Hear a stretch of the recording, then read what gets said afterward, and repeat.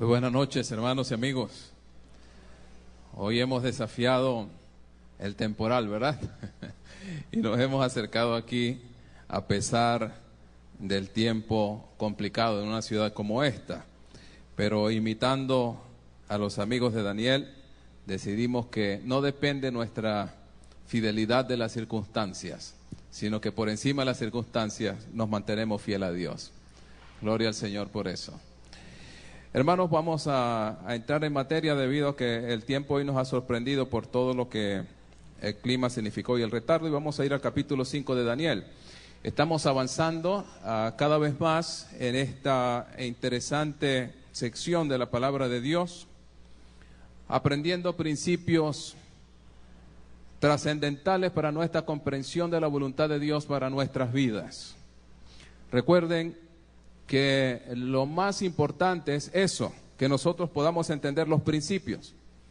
Hay muchos detalles que no se mencionan en la Escritura, detalles que fueron obviados intencionalmente, porque lo que a Dios más le interesa es que entendamos el sentido, entendamos su voluntad y lo que está en juego en esta batalla macrocósmica entre el bien y el mal, que aunque es de dimensiones universales, de dimensiones cósmicas, esa batalla entre el bien y el mal finalmente se libra en el terreno unipersonal del corazón de cada persona, de cada individuo.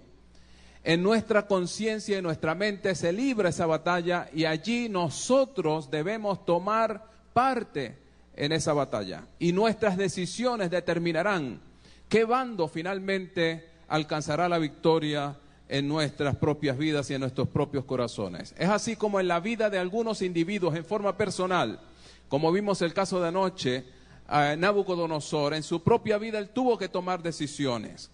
Y esas decisiones naturalmente afectaron su futuro eterno. Anoche, a partir del capítulo 4 de Daniel, aprendimos acerca de la verdadera filosofía de la historia. Y concluimos con Daniel que la correcta interpretación de la historia está en entender que Dios es quien controla el mundo y el universo. ¿Estamos de acuerdo? Aunque Él deja libertad para las decisiones personales. El hecho de que Él controla la historia no significa que controla las voluntades. Eso es muy importante. Controla la historia y los acontecimientos finales, los va guiando Él hacia el cumplimiento de su voluntad. Pero nunca, en ningún momento, Él va a doblegar nuestra voluntad. En ningún momento Él va a controlar la voluntad de los individuos, pero a cada uno de nosotros se nos da nuestra oportunidad. Los reinos, los gobiernos del mundo tienen su oportunidad. Dios les permite llegar allí, dándoles oportunidades para contribuir con su influencia y su autoridad, su poder, a el bien de la causa divina. Y a nosotros en el terreno individual también se nos ofrecen oportunidades preciosas. Nuestra oportunidad está entre nuestro nacimiento y nuestra muerte. No hay más oportunidad que esa. La única oportunidad que nosotros tenemos para decidir por la vida eterna es nuestro espacio vital. Es decir, el tiempo que transcurre entre nuestro nacimiento y nuestra muerte.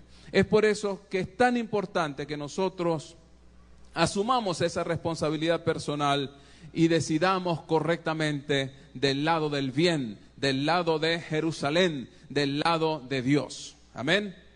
Que así sea. El capítulo 5 de Daniel tiene un tema que es vital y central también en el libro de Daniel y es el juicio. El juicio.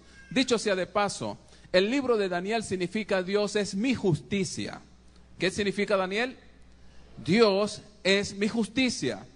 El tema del juicio está como un hilo dorado recorriendo todo el libro de Daniel. Ustedes van a ver cuando lleguemos el sábado, finalmente llegaremos al tema del juicio en forma más amplia a partir del capítulo 7. Sin embargo, ya en el capítulo 5 de Daniel tenemos una escena de juicio que, aunque se trata de un individuo, tiene los elementos que nos hablan de un juicio no solamente para la tierra, para el mundo, para las naciones, sino también para nosotros mismos. En el capítulo 5 de Daniel, verso 1, comienza diciendo: el rey Belsasar hizo un gran banquete a 1000 de sus príncipes y en presencia de los 1000 bebía vino. Belsasar, con el gusto del vino, mandó que trajesen los vasos de oro y de plata que Nabucodonosor su padre había traído del templo de Jerusalén, para que bebiesen en ellos el rey y sus grandes, sus mujeres y sus concubinas. Entonces fueron traídos los vasos de oro que habían traído del templo de la casa de Dios que estaba en Jerusalén, y bebieron en ellos el rey y sus príncipes, sus mujeres y sus concubinas. Bebieron vino y alabaron a los dioses de oro y de plata, de bronce, de hierro, de madera y de piedra. En aquella misma hora aparecieron los dedos de una mano de hombre que escribía delante del candelero sobre lo encalado de la pared del palacio real, y el rey veía la mano que escribía. Imaginen el susto que ustedes pronto en una fiesta y aparece una mano escribiendo algo en la pared, ¿verdad? No es para menos. El rey palideció y sus pensamientos lo turbaron, dice el verso 6, y se debilitaron sus lomos y sus rodillas daban la una contra la otra. El rey gritó en alta voz que hiciesen venir magos, caldeos, adivinos. Y dijo el rey a los sabios de Babilonia: cualquiera que lea esta escritura y me muestre su interpretación, será vestido de púrpura y un collar de oro llevará en su cuello y será el tercer señor en el reino. El hombre estaba realmente en pánico. Tenía la impresión, este hombre perverso, de que eso que se estaba escribiendo en la pared tenía algo que ver con él. De otra manera no se hubiese asustado como lo hizo. Tenía la impresión de que el juicio divino estaba sobre su cabeza. Por eso el pánico, por eso quería saber qué era lo que estaba allí. Presentía este hombre en su conciencia pecaminosa que algo terrible estaba por sucederle. Esta historia realmente tiene elementos interesantes. No sé si ustedes se fijaron en algo curioso. Es solo una curiosidad, el verso 4. ¿Qué notaron ustedes en el verso 4 que es curioso con relación al libro de Daniel? ¿Ah? ¿Alabaron los dioses de qué dice? De oro, de plata, de bronce y de hierro. Y termina con piedra. ¿Qué les recuerda eso? La estatua de Daniel 2, que era de oro, de plata, ¿de qué más? De bronce, de hierro, y terminó en una piedra. Bueno, resulta un detalle curioso, que estos elementos eran los que se usaban para la idolatría en los tiempos babilonios. Pero lo que sucede aquí y lo que llama poderosamente la atención es el hecho de esa mano escribiendo en la pared. ¿Cuándo fue que nosotros vimos en la Biblia que una mano fuera del campo de la actividad humana escribió algo? Claro que sí, Deuteronomio capítulo 9, vamos a ir juntos a buscar ese texto, por favor. Deuteronomio capítulo 9, versículos 9 y 10. Deuteronomio 9, 9 y 10 dice... Está relatando Moisés, ¿no es cierto? Dice: cuando yo subí al monte para recibir las tablas de piedra, las tablas del pacto que Jehová hizo con vosotros, estuve entonces en el monte 40 días y 40 noches sin comer pan ni beber agua. Y me dio Jehová las 2 tablas de piedra escritas con, ¿qué dice? Escritas con el dedo de Dios. Y en ellas estaba escrito según todas las palabras que os habló Jehová en el monte de en medio del fuego el día de la asamblea. Esta es una remembranza de lo que sucedió en Éxodo 20. Las tablas de piedra que contienen los 10 mandamientos es una escritura hecha directamente por el dedo de Dios, lo cual nos hace pensar a nosotros que es una escritura de carácter sumamente importante, ¿no es cierto? Cuando un personaje importante manda a escribir algo, alguna carta, algún documento, generalmente usa un asistente, una secretaria, un ayudante, ¿no es cierto? Solamente cuando se trata de algo muy grave, muy especial, es cuando decide escribir con su propia mano. Dios tiene muchos secretarios. Los escritores de la Biblia, todos eran sus ayudantes para transcribir al ser humano en palabras humanas, en escritura humana, el mensaje que era de Dios. Pero cuando Dios decide escribir los 10 mandamientos, Él mismo reviste esto una importancia enorme. ¿Les parece, sí o no? Quiere decir entonces que esos 10 mandamientos son importantes, trascendentes, vitales, centrales en la vida de los hijos de Dios.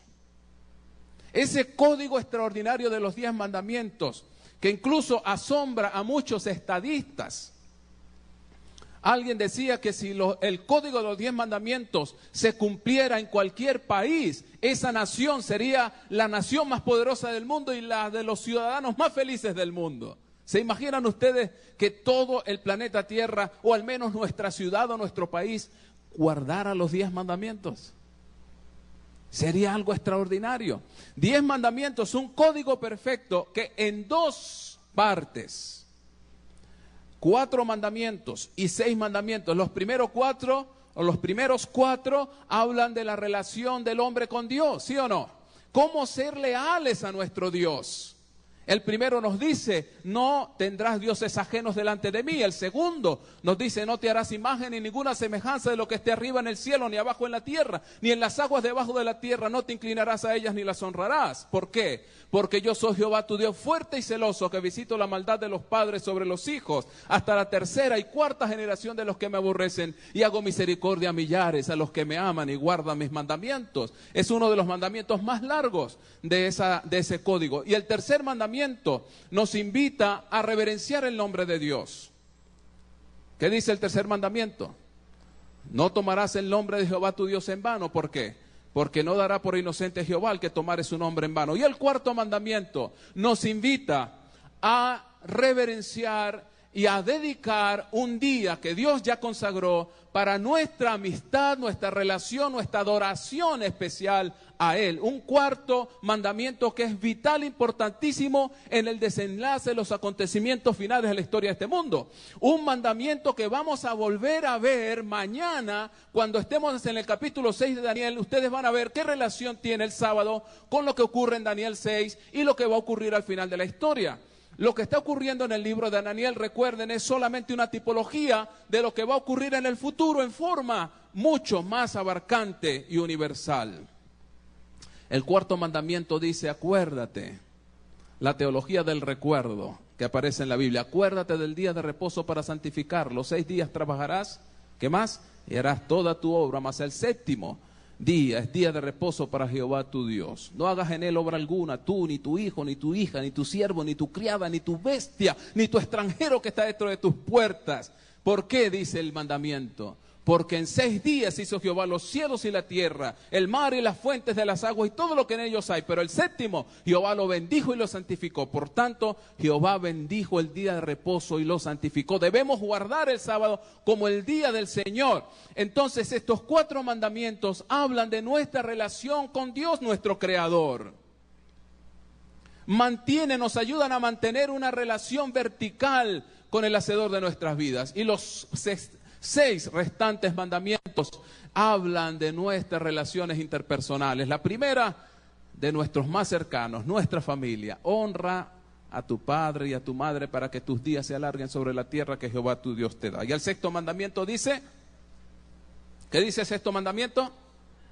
No matarás. El 7º mandamiento, no cometerás adulterio, ¿verdad? El respeto de las relaciones interpersonales, especialmente dentro del matrimonio. Y el 8º, no hurtarás. El 9º, no hablarás contra tu prójimo falso testimonio. Y el 10º, no codiciarás la mujer de tu prójimo, ni la casa de tu prójimo, ni su buey, ni su asno, ni su bestia, ni ninguna cosa de tu prójimo. En esos 6 mandamientos se recogen las obligaciones entre los seres humanos. Si nuestra relación con Dios está bien y nuestra relación con los demás está bien, ¿qué otra cosa podemos pedir?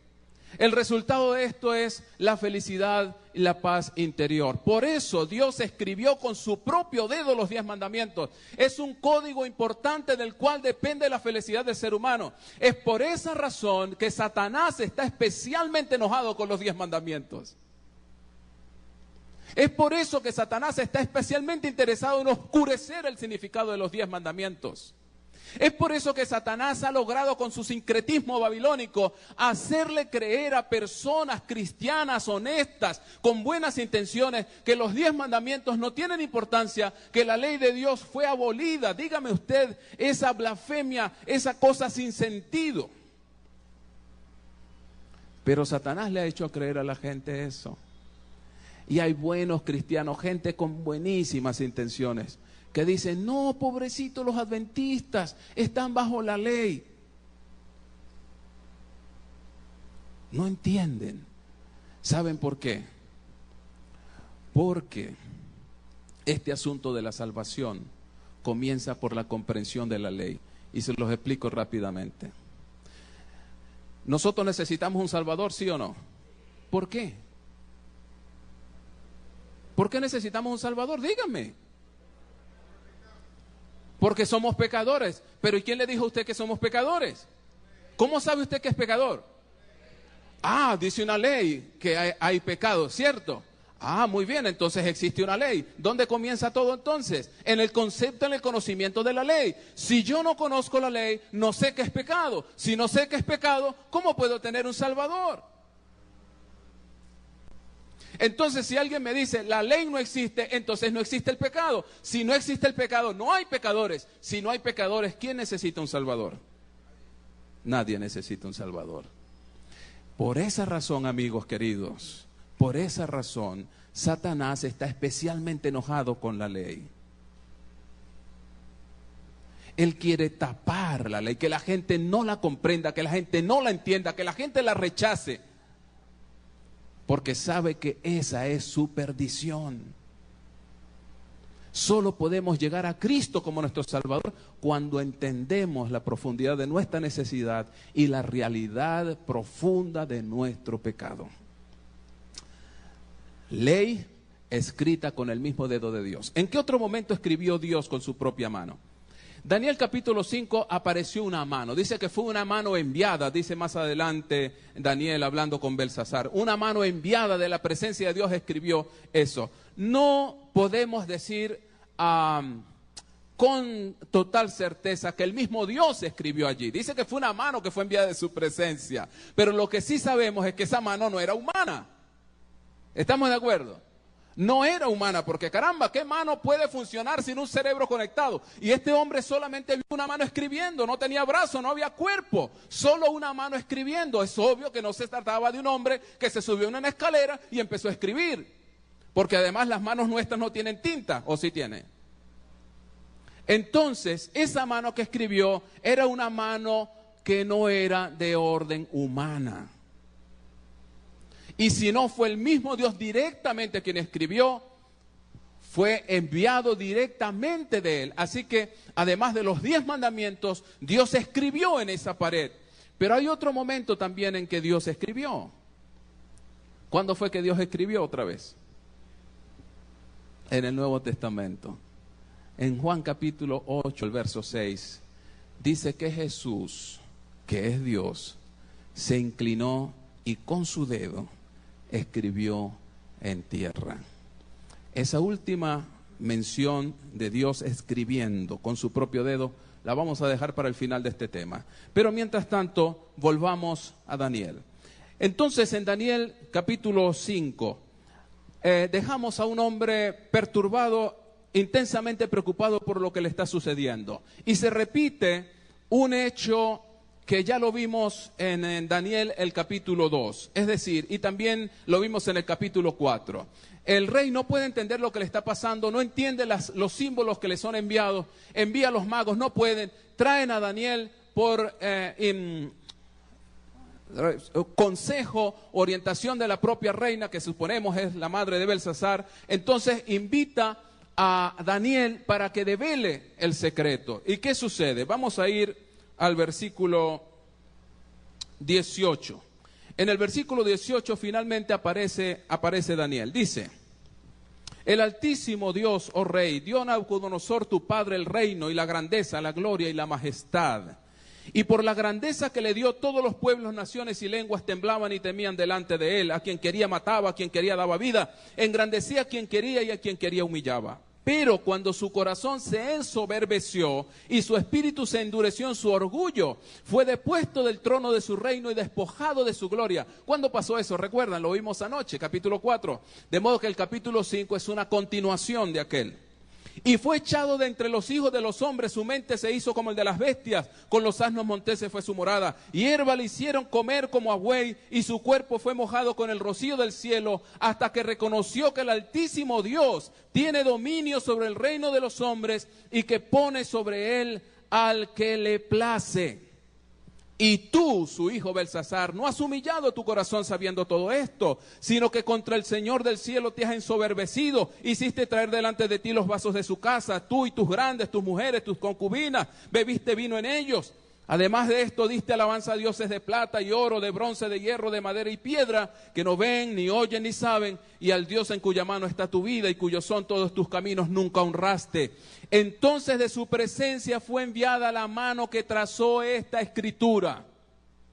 Mene, mene, tekel, uparsin. Y esta es la interpretación del asunto. 3 palabras que codifican adecuadamente el juicio que en vida recibió Belsasar. Mene, contó Dios tu reino y lo he puesto fin. Tekel, pesado fuiste en balanza y fuiste hallado falto. Y Pérez, Pérez es la forma singular del plural uparsin. Pérez, tu reino ha sido roto y dado a los medos y los persas. Entonces mandó Belsasar a vestir a Daniel de púrpura y a poner collar de oro en su cuello y proclamar que era el tercero, cosas en vano. Además Daniel ya le había dicho que no quería nada de eso. Y en el verso 30, la misma noche fue muerto Belsasar, rey de los caldeos. Lo que tenemos aquí en Belsasar es un juicio en vida. Belsasar fue procesado, juzgado y condenado en vida. Esto que sucedió en el caso de Belsasar le va a ocurrir a todos nosotros. Todos nosotros tenemos que pasar por un proceso de juicio y finalmente será dictada una sentencia sobre nosotros. Solo que para muchos de nosotros o para muchos seres humanos, ese proceso va a traspasar el evento propio de su muerte. Es decir, que muchos estarán muertos cuando su juicio está en proceso, pero de ninguna manera escaparán a la sentencia final. Estoy hablando de elementos que no he explicado completamente porque serán explicados en el desarrollo de estas conferencias. Es lo que va a ocurrir en Daniel 7 y Daniel 8. Pero hasta ahora estamos hablando de que hay un juicio. Y eso es importante, que usted y yo entendamos que nosotros no pecamos gratuitamente. Que usted y yo entendamos que cada palabra, cada pensamiento, cada acto de nuestra vida va a pasar o puede estar pasando en este momento por el tribunal de Dios. Segunda de Corintios, el capítulo 5, nos dice el apóstol Pablo, segunda de Corintios, capítulo 5, verso 10.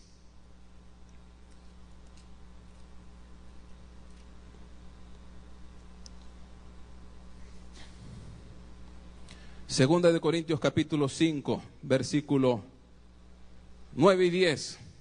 Por tanto, procuramos también, o ausentes o presentes, serle agradables al Señor, obviamente. Verso 10. Porque es necesario que todos nosotros comparezcamos ante el tribunal de ¿quién?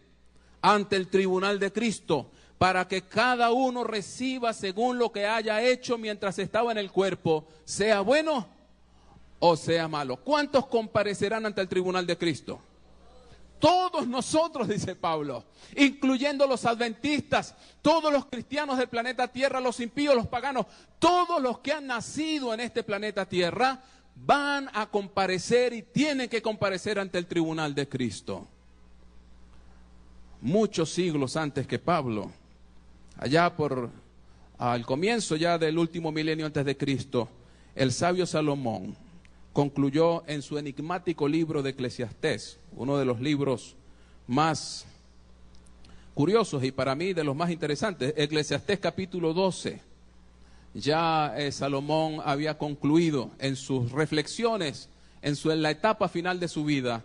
Salomón llegó a conclusiones obviamente inspiradas por Dios, no fueron conclusiones de su propia inteligencia, pero Dios le inspiró para escribir esto. Versículo 13 de Eclesiastés capítulo 12. El fin de todo el discurso oído es este: teme a Dios. ¿Y qué más? Y guarda sus mandamientos. ¿Por qué? Porque la vida se resume solo en eso. Esto es el todo del hombre. Además, verso 14, porque Dios traerá, ¿qué cosa dice? toda obra a juicio, juntamente con toda cosa encubierta, sea buena o sea mala. Entonces, ¿sabía Salomón de un juicio, sí o no? Salomón le escribe especialmente a los jóvenes. El libro de Eclesiastés fue escrito especialmente para los jóvenes, y al igual que Proverbios. Y Salomón dice, mira, hijo mío, como le dice en el verso 12, escucha bien, ¿quieres tener una vida útil? Una vida que valga la pena haberla vivido. Teme a Dios y guarda sus mandamientos. Eso es todo, hijo mío. Teme a Dios y guarda sus mandamientos, porque Dios traerá toda obra a juicio. Ahora, ¿qué elementos estamos viendo aquí?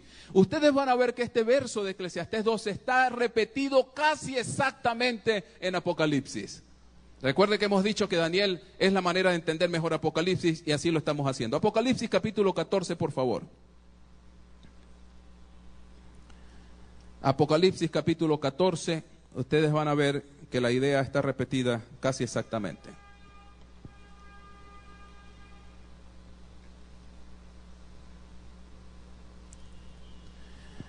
Apocalipsis capítulo 14, versos 6 y 7. Un lugar en la Escritura que a los adventistas especialmente nos llama la atención. Es más, este pasaje, Apocalipsis 14, 6 al 12, es nuestra cédula de identidad. La razón de ser del pueblo adventista del séptimo día es Apocalipsis 14, 6 al 12. No hay otra razón. Vi volar por en medio del cielo a otro ángel que tenía el evangelio eterno para predicarlo a los moradores de la tierra, a toda nación, tribu, lengua y pueblo, diciendo a gran voz, primer mensaje, primer ángel, temed a Dios y dadle gloria, porque la hora de su juicio ha llegado, y adorad a aquel que hizo el cielo, la tierra, el mar y las fuentes de las aguas. Ahora dígame usted, Apocalipsis 6, 7 no es casi una copia al carbón de Apocalipsis de Eclesiastés 12, 13 y 14. Teme a Dios y guarda sus mandamientos, porque Él va a hacer un juicio. Y aquí está diciendo el ángel, temed a Dios y dadle gloria, porque ha llegado la hora de su juicio. El juicio anunciado por Eclesiastés, Apocalipsis dice, ya llegó ese juicio.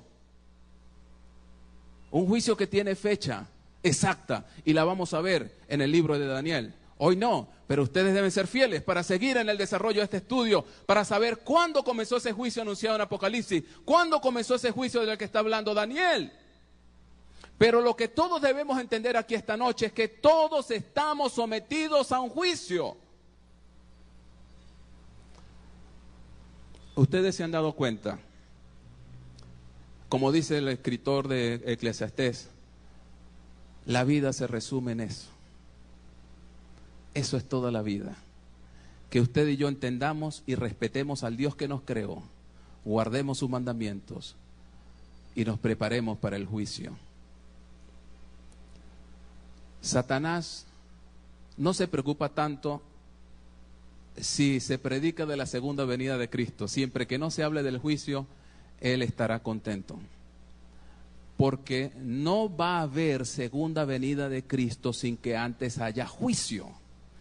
Y si yo no logro salvar el juicio, si yo no logro superar el juicio, ¿de qué me sirve esperar la venida de Cristo? Será para mí condenación.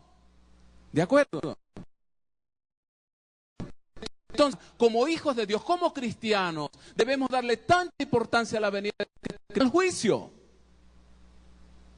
Porque el juicio antecede a la venida de Jesús.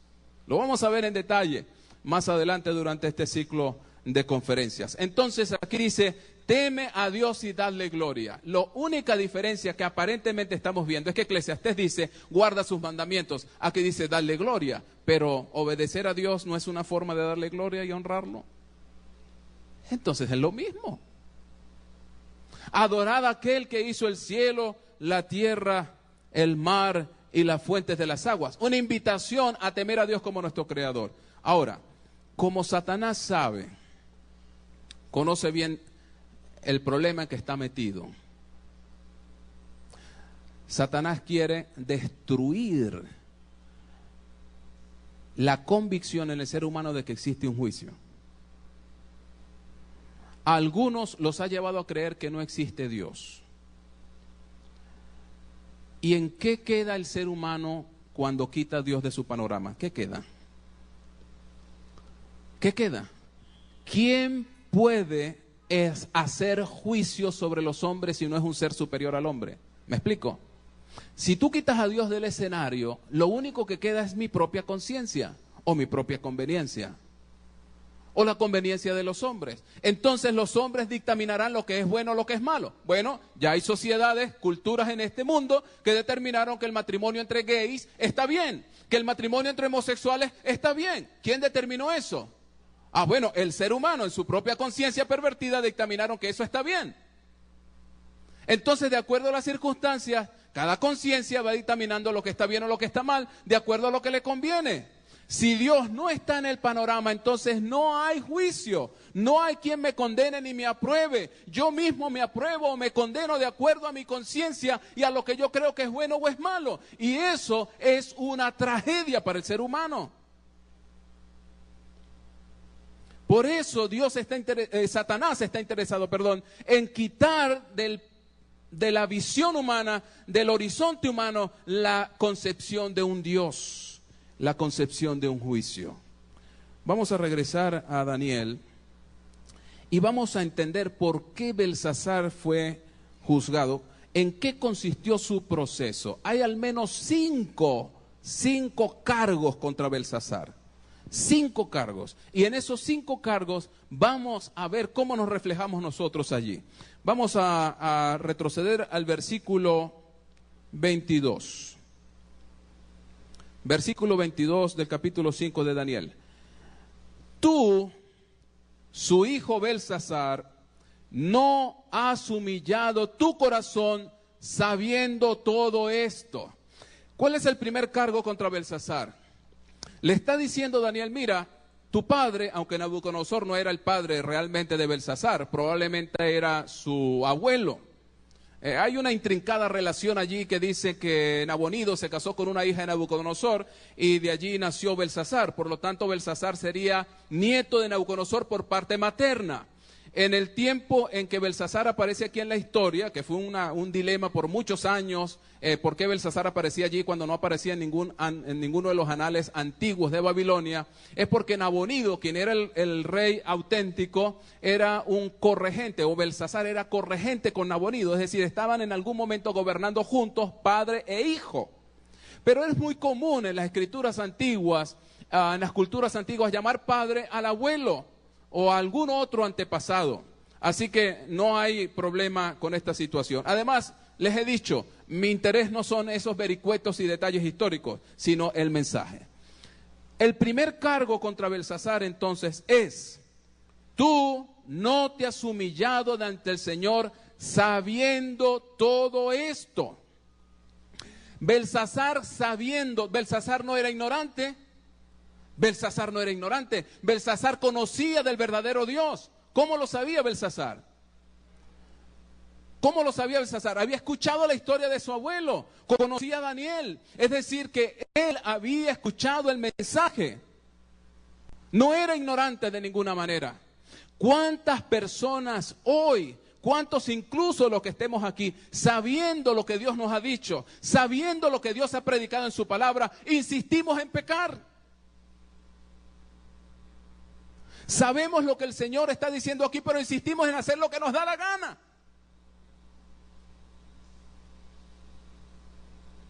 Y escuchamos mensaje tras mensaje, sermón tras sermón, conferencia tras conferencia, pero insistimos en hacer lo que nos place, nuestra conveniencia. Sabiendo todo esto.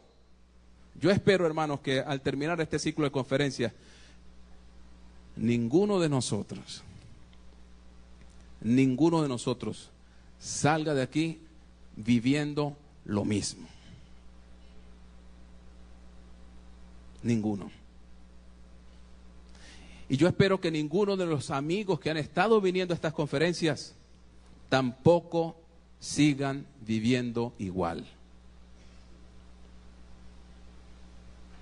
Porque ahora ya sabes. Ahora ya sabes. No puedes alegar ignorancia. Belsasar tuvo la oportunidad de ver en la vida de su propio abuelo las consecuencias de lo que significa vivir a espaldas de Dios. Las consecuencias de desobedecer la palabra de Dios. Hay personas que dicen, yo no me hago cristiano porque los cristianos no viven como cristianos. Ay, si tú sabes cómo vive un cristiano, ¿por qué no lo haces tú? No, pero es que los cristianos son muy falsos. Tú sabes lo que es un cristiano verdadero. ¿Por qué no eres un cristiano verdadero tú? Ah, es que yo no leo la Biblia porque hay un señor que lee la Biblia y le pega a su mujer. Pero si tú sabes lo que la Biblia dice y lo que es correcto, ¿por qué tú no vives como un correcto cristiano? Muéstralo tú. No puedes decirle al Señor el día de tu juicio que tú no hiciste lo correcto porque otros lo hicieron mal. Las decisiones son personales. Primer cargo contra Belsasar. No se humilló al Señor, aunque conocía su voluntad. Segundo cargo. Pero contra el Señor, verso 23, del cielo te has ensoberbecido. La soberbia, la rebeldía. No contento con hacer caso omiso de la voluntad de Dios que ya conocía, se empeñó en vivir en contra de esa voluntad. Eso es rebeldía, porque el rebelde no puede alegar ignorancia, es correcto, sino que con conocimiento de causa comienzo a actuar en contra de la voluntad de Dios.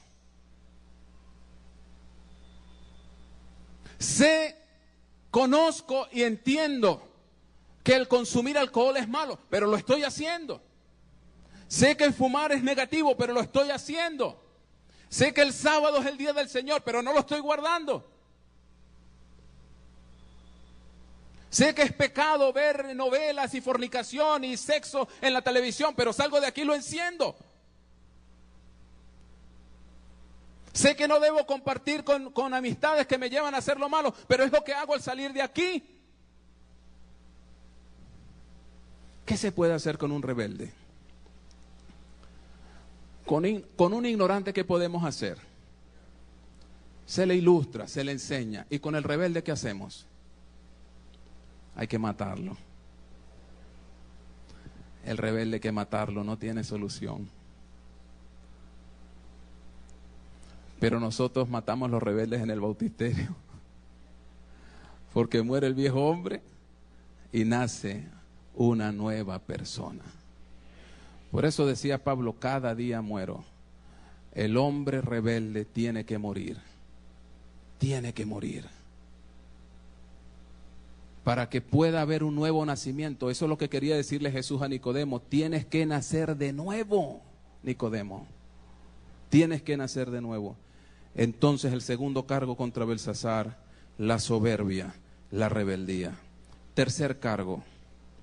Hiciste traer delante de ti los vasos de su casa, tú y tus grandes, tus mujeres, tus concubinas, y bebiste vino en ellos. ¿Cuál es el pecado que se le acusa aquí a Belsasar? Profanó objetos sagrados. El objeto no es nada, es lo que ese símbolo representa. Belsasar, al buen estilo babilónico, quiso mezclar lo profano con lo sagrado. Y ese es uno de los pecados más notorios en el pueblo de Dios hoy. Vivimos mezclando lo profano ¿con qué dice? Con lo sagrado. Cuando mezclamos lo mundano con lo celestial, con lo sagrado, cuando mezclamos lo común con lo que es de Dios, cometemos el pecado de Belsasar. ¿Y saben qué vaso estamos nosotros profanando? Aquí se trata de vasos, objetos metálicos que se usaron para mezclarlos con vino fermentado. Y no solamente eso, sino hacer un bonche, una fiesta con mujeres. Suponemos que había algo orgiástico allí. Y eso a Dios lo ofendió profundamente.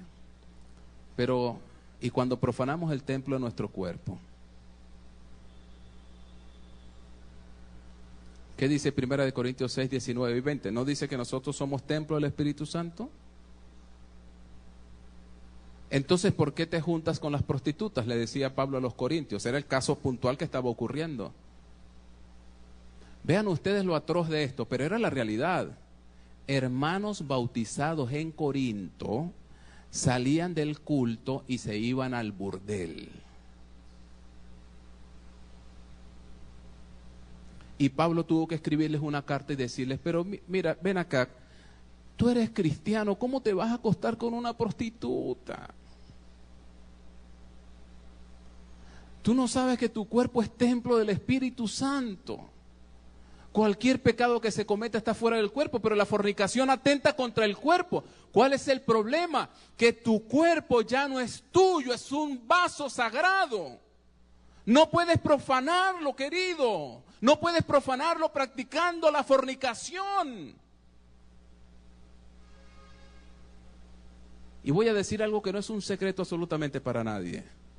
Satanás está usando el sexo como le place para destruir la vida de muchos hermanos de iglesia. Está acabando con la vida de jóvenes y señoritas.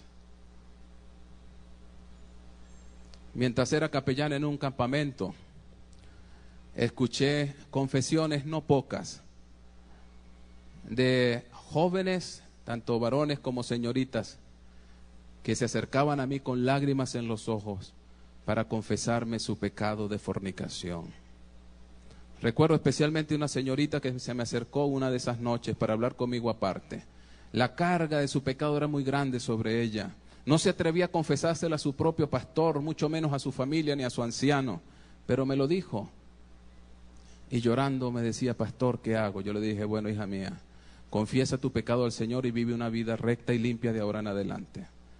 Pero cuando decidas establecer una relación para casarte, tienes que hablar con tu futuro esposo y decirle lo que te ha pasado. Pastor, no. Y la muchachita lloraba desesperada, porque es una niña cuyo cuerpo es un vaso sagrado, pero lo profanó.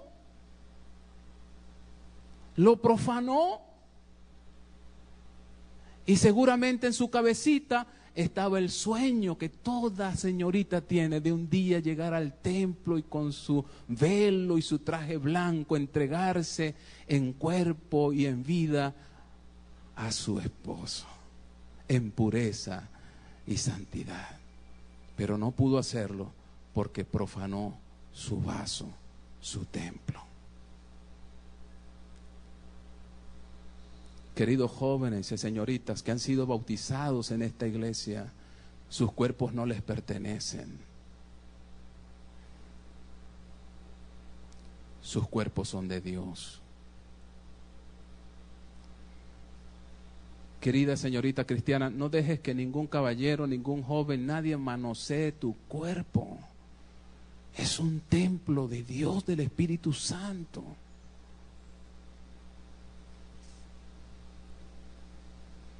Querido joven, tu cuerpo es templo del Espíritu Santo. Y yo no entiendo cómo un tema como esto puede causar risa, no entiendo.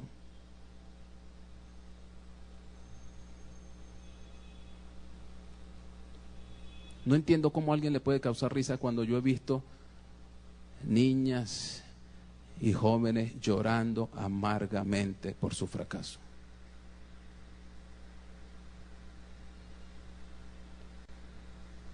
Cuando confundimos lo sagrado con lo profano. Siempre que hagamos esta mezcla, vamos a salir perdiendo. Siempre saldremos perdiendo. Aparentemente hay una satisfacción momentánea. Oh, sí, Belsasar, qué vino tan sabroso. Estaba entorpecido sus sentidos por la lascivia. Pero finalmente cosechó amargo dolor y muerte. Cuarto cargo contra Belsasar. Pero diste alabanza a dioses de plata y de oro, de bronce y de hierro, que no ven, ni oyen, ni saben. El cuarto cargo contra Belsasar, idolatría. Idolatría. Convirtió a esos objetos metálicos sin vida en un objeto de su admiración. Quiero recordarles el principio básico de los 10 mandamientos. El segundo mandamiento, que dice no te harás imágenes, es una invitación, aunque escrita en forma negativa por el no, tiene una connotación positiva. ¿De qué se trata? De admirar solamente ¿a quién? A Dios. El primer mandamiento, no tendrás dioses ajenos, es una invitación a la lealtad a Dios. La segunda es una invitación a la admiración de Dios. Y toda vez que nosotros admiramos a algo o a alguien por encima de la admiración que le debemos a Dios, se convierte en nuestro ídolo. Y peor aún, como dice el Salmo 115, los que adoran los ídolos terminan pareciéndose a ellos. Son como ellos, porque lo que nosotros miramos, eso admiramos. Lo que admiramos, eso imitamos. Lo que imitamos, eso llegamos a ser. Por eso Satanás está bombardeando constantemente nuestros ojos, el sentido de la vista, que es el más poderoso para llevar mensajes al cerebro, invadiéndonos nuestras conciencias con modelos de cartón, con imágenes prefabricadas por los medios de comunicación para causar impacto en la mente de nuestros jóvenes y adultos también, causando una admiración perversa hacia alguien o hacia algo que no es Dios. Cuando admiramos las riquezas, cuando admiramos al deportista, cuando admiramos al artista, cuando admiramos cualquier otra cosa, le estamos faltando al segundo mandamiento y estamos haciendo de eso, de aquello, de esa persona, un ídolo. El cuarto cargo contra Belsasar, la idolatría. Y el quinto, pero al Dios en cuya mano está tu vida y cuyos son todos tus caminos, nunca honraste. Qué triste escuchar esas palabras, ¿verdad?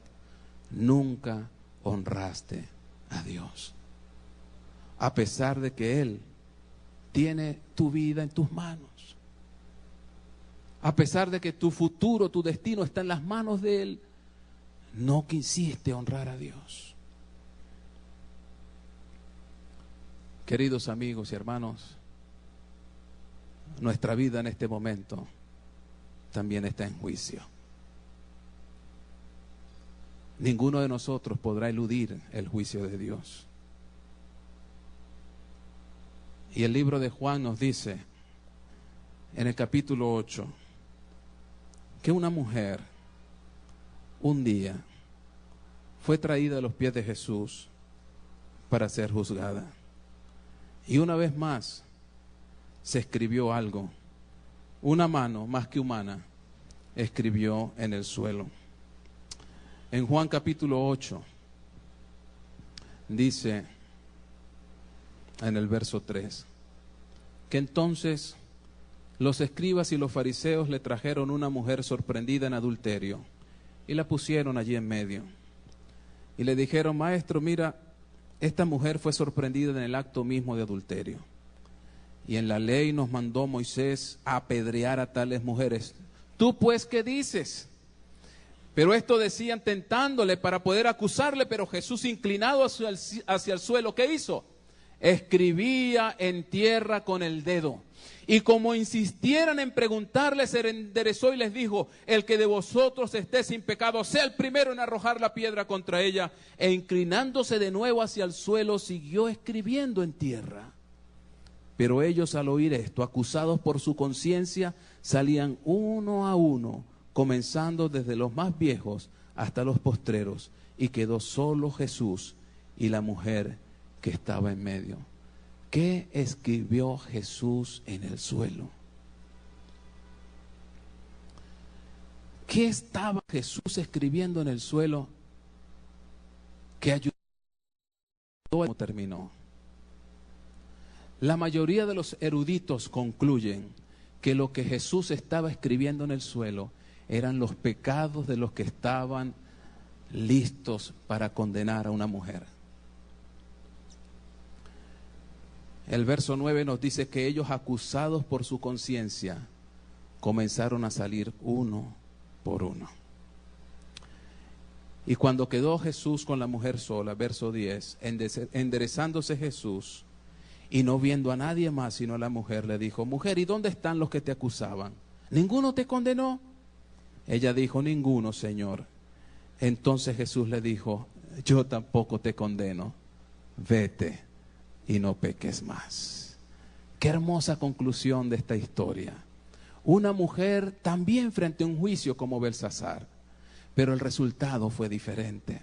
Belsasar terminó condenado y dice la historia que esa misma noche perdió su vida, esa misma noche recibió el castigo de sus pecados, esa misma noche recibió sentencia definitiva. Pero vemos aquí a una mujer tan pecadora como Belsasar, pero que ese mismo día, cuando la misma mano que escribió en la pared, la misma mano que escribió en las tablas de piedra, escribía sobre el piso, ese mismo día esa mujer pecadora, esa mujer adúltera, esa mujer que había errado tanto en la vida, recibió el perdón de Dios.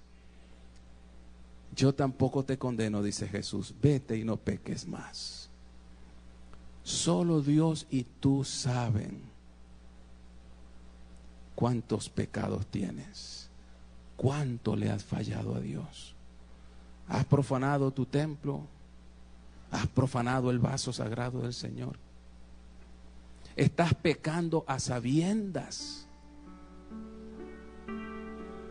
¿Te has rebelado contra Dios y has actuado en contra de sus mandamientos sabiendo lo que Él te ha dicho?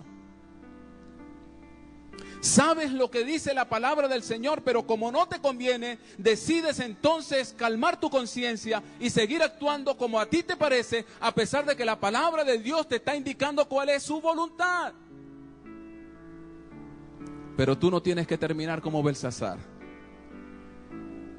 Tú puedes terminar como la mujer de Juan 8.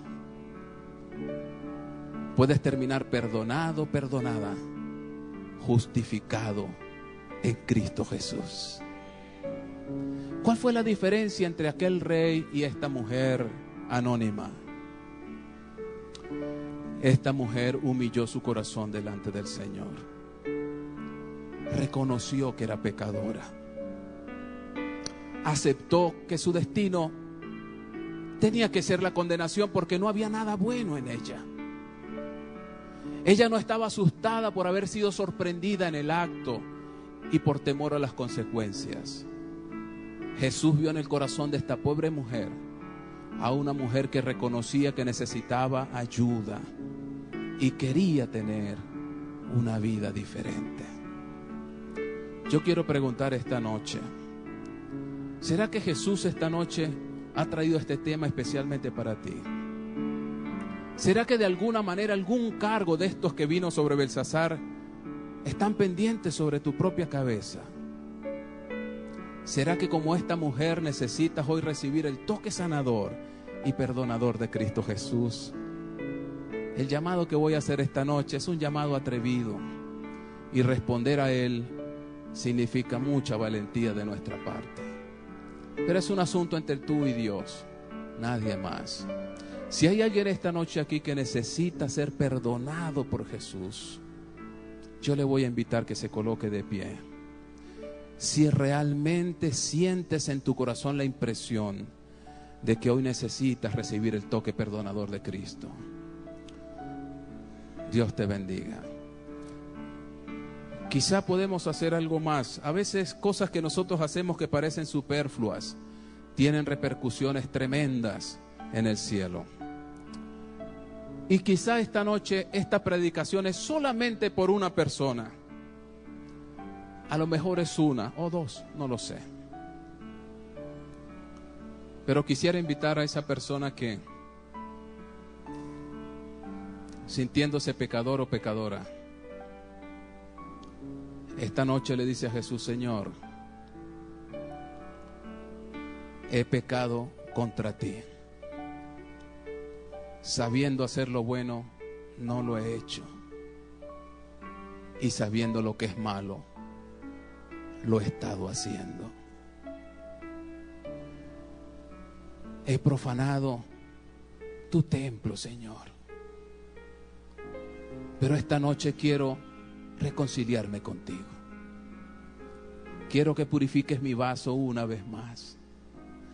Quiero que mi cuerpo, mi mente sea un vaso de honra para gloria tuya.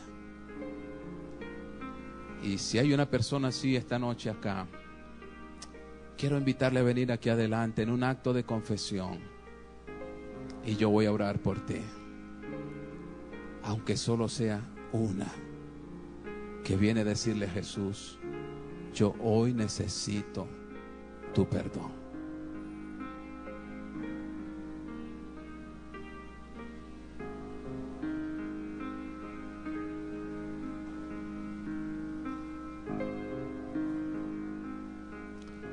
Yo hoy necesito una nueva oportunidad.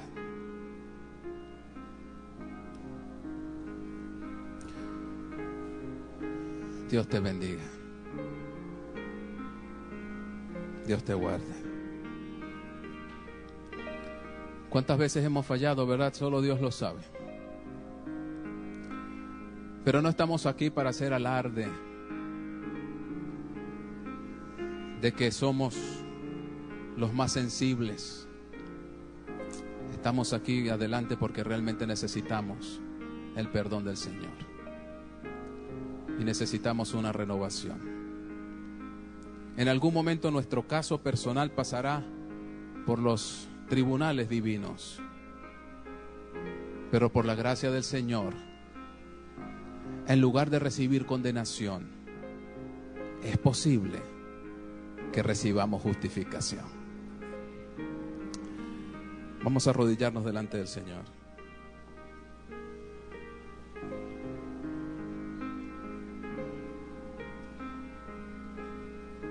Querido Padre, esta noche una vez más tu palabra habla a nuestros corazones, impresionándonos con la convicción de pecado. Es el Espíritu Santo quien obra en nuestros corazones, porque Él, conforme a tu promesa, convencerá al mundo y a nosotros de pecado y de juicio. Padre bueno, esta noche hemos comprendido una vez más, y algunos amigos por primera vez, que tenemos que ser juzgados, que no hay nada que digamos, pensemos o hagamos que pase inadvertido para ti. Pero también entendemos, oh Padre, que el juicio que tú haces es para salvación, que tú deseas recordarnos ese juicio para que temamos y huyamos del pecado, para que confesemos nuestro error y busquemos de ti la gracia y el perdón y la misericordia. Señor, recibe nuestra confesión esta noche, en forma especial de quienes se acercaron a este altar en un sencillo pero valiente acto de contrición y de confesión. Ayúdale, Señor, a tener la convicción que al levantarse de sus rodillas lo harán perdonados por tu gracia. Que para ellos también son las palabras de Jesús: tampoco yo te condeno, vete, pero por mi gracia y por mi poder no vuelvas a pecar. No repitas las historias del pasado, no repitas los errores de ayer. Por mi gracia y por mi poder, sé un cristiano victorioso. Padre bueno, por aquellos que por una razón u otra no se atrevieron a venir aquí, pero en nuestro corazón confesamos nuestro pecado, Padre. En nuestro corazón te pedimos perdón y suplicamos justicia de parte de ti. Gracias, Padre, por lo que has hecho con nosotros y en nosotros en estas noches de conferencias. Y llévanos ahora a casa, Señor, con la urgente necesidad y el hambre y sed de ti. Gracias por escuchar nuestra confesión y gracias por perdonarnos. Lo hacemos en el precioso nombre de Cristo Jesús. Amén. Y amén.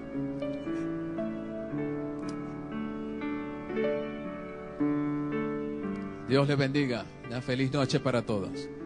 Mañana les esperamos como siempre, para estar en el capítulo 6 de Daniel, un capítulo que no podemos perder en esta serie tan importante.